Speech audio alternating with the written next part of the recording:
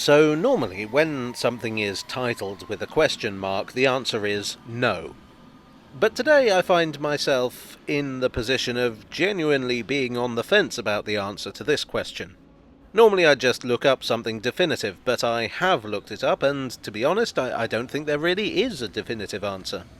In many ways, it was pretty stupid of me to ask the question in the first place. So a short while ago, I made a video about how the District Railway very briefly ran to Windsor in the 1880s, and I'd heard that there had been a Metropolitan railway service there in 1863. I considered mentioning this in that video, but I wasn't sure. The sources I had were conflicting. Christian Wolmar's book, The Subterranean Railway, seems to think that there was such a service. But in J.E. Connor's book, Abandoned Stations on London's Underground, there's no mention of it. By the way, I'd recommend both those books if you like the stuff I do on this channel. Oddly enough, though, the breakthrough came with a book I bought on a second-hand bookstand on the Great Western Railway's suburban service. The fact is, it's complicated. I'll try to explain it as best I can. From 1863, there were indeed trains from the Metropolitan Railway to Windsor, but they were not run by the Metropolitan Railway, and this is where things get a bit confusing. Building a railway is an expensive and risky business. Most railways do not turn a large profit, and that goes all the way back to the middle of the 19th century. In fact, one of the big arguments against privatisation of railways is just that, but that is a whole other debate that I'm not going to get into here. The point I'm making is that often companies building a railway would attempt to reduce their cost by forming an alliance with a larger company. That company would supply the trains and operate the line. To all intents and purposes, the new railway would become part of the larger company's network.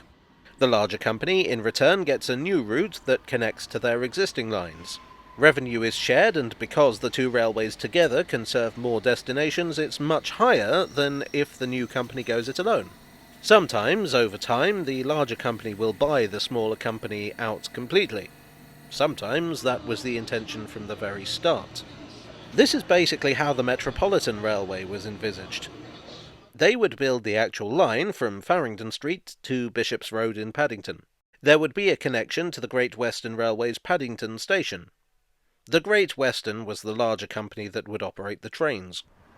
The GWR was already a major company who had done all this before. They controlled an extensive network of lines from London into the West Country, Wales and the Midlands. They didn't have much of an interest in commuter railways, but entering into an agreement with the Metropolitan was a relatively low-risk way of getting into it.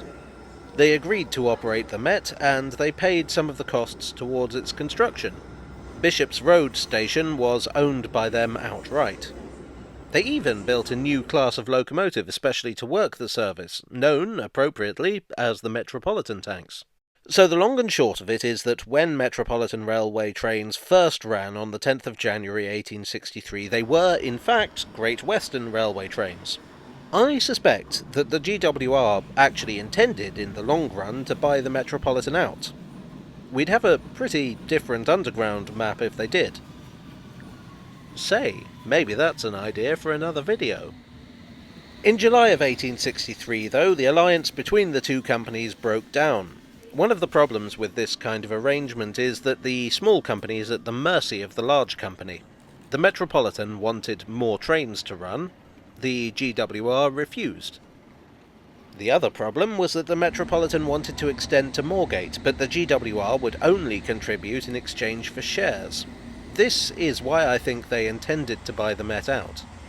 The dispute was eventually resolved, but at a cost to both parties. The GWR lost the right to operate the trains over the Met, and the Met would buy and run their own trains. And finally, I get to the point. Despite no longer operating the Met, the GWR retained the right to run trains of their own over it. On the 1st of October 1863, the first trains ran from Paddington to Windsor. These would run from Farringdon over the Metropolitan to Paddington. There they'd switch to the GWR main line and run on. From 1894 this service went from Aldgate, and in 1910 from Liverpool Street. At the western end they also ran trains to High Wycombe, Staines, Reading and Uxbridge. Sometimes the coaches would be coupled to the back of another service at Paddington. The service was steam-hauled until the 1st of January 1907, when it was agreed to hand the coaches over to a Metropolitan electric locomotive at Paddington for the journey into the city. Which kind of brings things full circle. From the Great Western Railway operating Metropolitan services to the Metropolitan hauling Great Western trains. In 1933, the Metropolitan became an official part of the London Underground. By this time, the Underground was very much a concept distinct from a conventional railway. So a lot of the older, more railway-ish services, if you like, were cut. That included the GWR trains into the city in 1939. So there's your answer. As far as I'm aware, there was never a service run by the Metropolitan Railway into Windsor. But there was a service over the Metropolitan Railway to Windsor, and indeed to many other places. Whether you count that as an underground train or not is really up to you. Well, I hope you enjoyed this debatable tale from the tube. If you did, please do show the world by clicking the like button, and perhaps subscribing for more. I must admit, the what-if question surrounding the Met being taken over is one that kind of fascinates me. Would it be self-indulgent to make a video on it, or is that something you'd like to see? Let me know in the comment section down below. I'd like to give thanks as ever to my donors on Ko-fi and Patreon. You are the electric locomotive to my Windsor train. And I'll see you all again very soon for another tale from the tube.